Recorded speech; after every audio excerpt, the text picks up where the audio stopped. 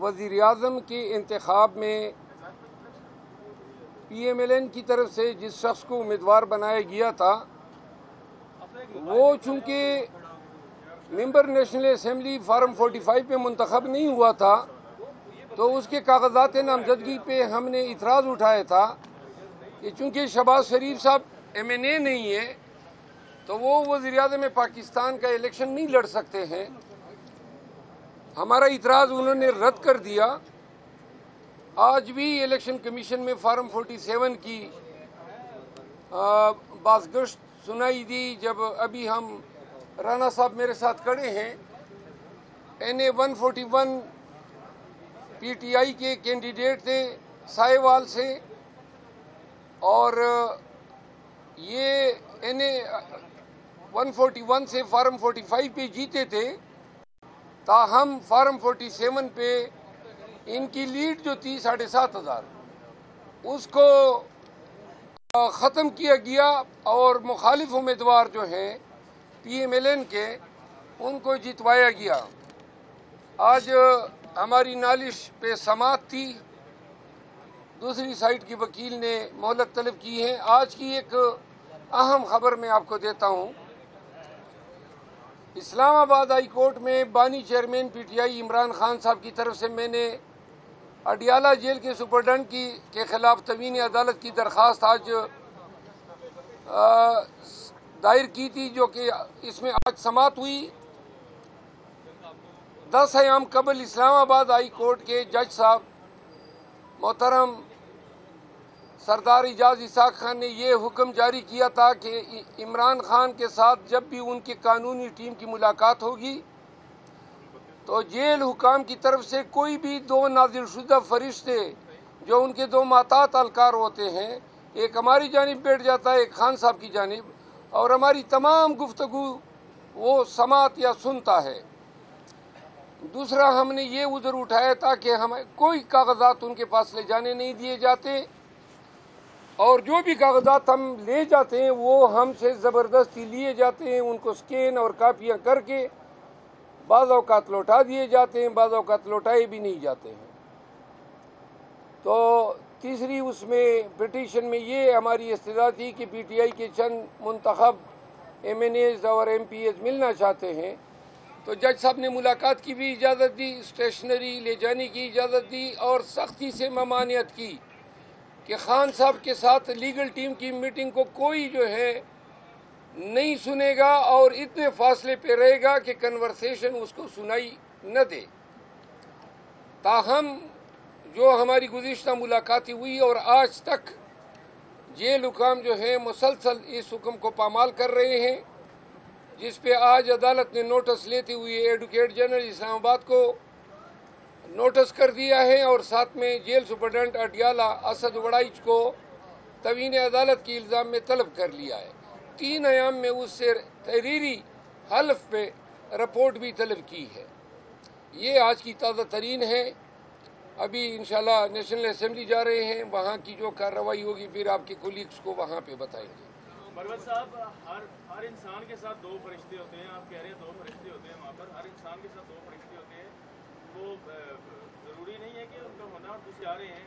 کل بھی وہاں پر جھگڑے والا ماحول بنا، آپ کا فارم ہاؤس بھی گرا، گھر میں بھی چھاپا پڑا، لگتا نہیں ہے آپ کو کہ تھوڑا سا ٹھنڈے مزاج سے کام لینا چاہیے تاکہ آپ کو نقصان نہ ہو؟ نقصانات تو اب اتنے ہو گئے ہیں کہ اب نقصان ہی نہیں رہا۔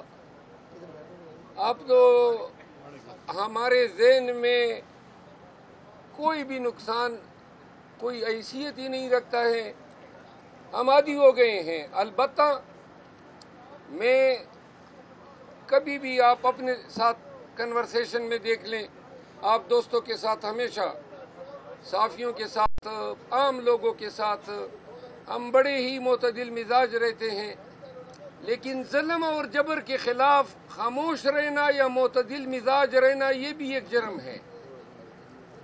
ایگریشن جو انسانی حقوق کے خلاف ہو رہی ہے، ہم آپ لوگوں کی آواز ہیں، ہم پاکستانیوں کی آواز ہے، آپ کے لیے، پاکستانیوں کے حق کے لیے ہم نے اس جبر کے ماحول میں پورے تم تراک کے ساتھ آواز اٹھایا ہوا ہے۔ آواز میں جب سختی نہیں ہوگی، استقامت اور اس میں گن گرج نہیں ہوگی، تو لوگ شاید یہ سمجھے کہ آواز کمزور پڑ گئی ہے۔ صرف جابر کے خلاف، ظالم کے خلاف، طاقتور کے خلاف جو ہیں آپ کو ہماری آواز میں گن گرج سنائی دے گی۔ آپ شریف آدمی کو دیکھیں، اس کے ساتھ جب بھی ہم کلام ہوتے ہیں ہماری نظریں ان کے پاؤں پہ ہوتی ہے۔ مروت صاحب، کل جب عمر ایوب کی تقریر چل رہی تھی اور آپ سفارتی تعلقات نبھا رہے تھے بلاول بھٹو زرداری اور پرویز اشرف صاحب کے ساتھ، تاثر یہ اس وقت دیا جا رہا ہے کہ شیر افضل مروت صاحب قیادت کی بات کو نہیں سنتے، کیا کمنٹ کریں گے؟ قیادت کی کیا بات ہے جو میں نہیں سنتا ہوں؟ کون سی مطلب میں نے خلاف ورزی کی ہے اس پہ روشنی ڈالیں۔ سفارتی تعلقات کا میں جواب علیحدہ دیتا ہوں۔ آپ کون سی بات کہہ رہے ہیں کہ میں نہیں سنتا ہوں، یا آپ الزام تراشی کر رہے ہیں؟ میں نہیں کر رہا سر، سوشل میڈیا پہ تاثر وہ کدھر گئے شوکاز؟ آپ تو نہیں جاری کریں گے؟ عوام کے مسائل کو آپ اسمبلی میں حل کریں گے یا رفتے آپ احتجاج کریں گے؟ نہیں، اسمبلی میں تو مسائل حل نہیں ہوتے ہیں، اسمبلی میں تو مسائل پیدا ہوتے ہیں۔ یہ مسئلہ اسمبلی میں پیدا ہوا ہے۔ یہ جو اجنبی لوگ ایم این اے بن کے بیٹھے ہیں، شہباز شریف صاحب جو ہیں حلف کے لیے اب اس نے شیروانی بھی اپنے ناپ کی سلوائی ہوگی اور پہن کے پھر حلف بھی اٹھائے گا۔ اسمبلی جو ہیں وہ موجودہ وقت میں، اس دن اسپیکر کہہ رہا تھا کہ پاکستان کا طاقتور ترین ایوان ہے۔ اس طاقتور ترین ایوان کی آپ حالت زار دیکھ لیں۔ میں اس کا ممبر ہوں، کل نہیں پرسوں پنڈی کی پولیس دن دہاڑے غنڈوں کی طرح سڑک پہ میری گاڑی کا راستہ روک کے کھڑی ہو گئی، بندوقیں اتار لائی۔ اب کیا جرم ہے میرا؟ سڑک پہ نہیں جا سکتا ہوں؟ یعنی کہ آپ سوچیں نا۔ اور پھر جب میں نکلنے لگا تو گاڑی کو ٹکر بھی مار دی۔ حضرات، جب کوئی ظلم کرتا ہے نا تو ظالم کے آگے کوئی نرمی سے بات نہیں کرتا ہے۔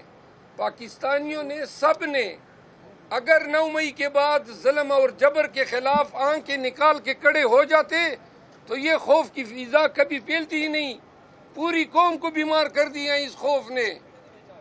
پوری قوم کو انہوں نے جو ہے ڈر اور خوف میں مبتلا کر کے نفسیاتی مریض بنا دیا ہے۔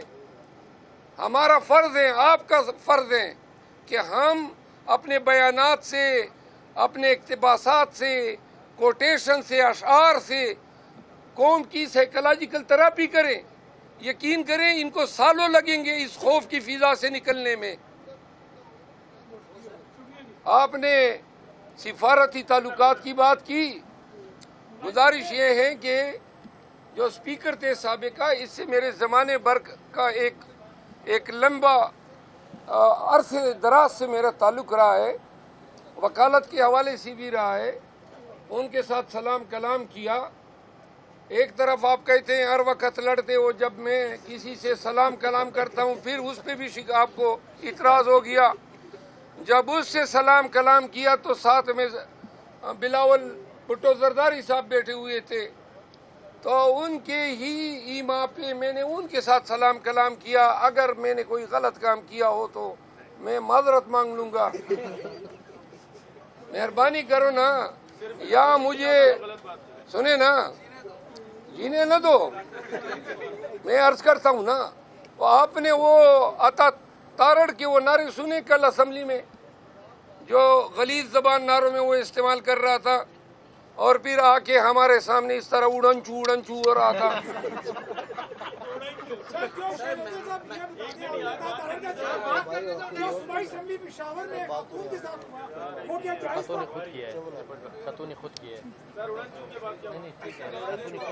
سنے نا جی، وہ اس طرح اڑنچو اڑنچو ہو رہا تھا اور ساتھ میں غلط نعرے لگا رہا تھا۔ میں قسمن کہتا ہوں کہ لمحوں کی دیر تھی، عطا تارڑ وڑ چکا تھا، لیکن بس اللہ نے کرم کیا۔ آئندہ یہ کر لے، اسمبلی میں اس طرح غلط کلمات نکالے تو انشاءاللہ پھر یہ اڑنچو نہیں ہوگا، ڈھینچو ہوگا۔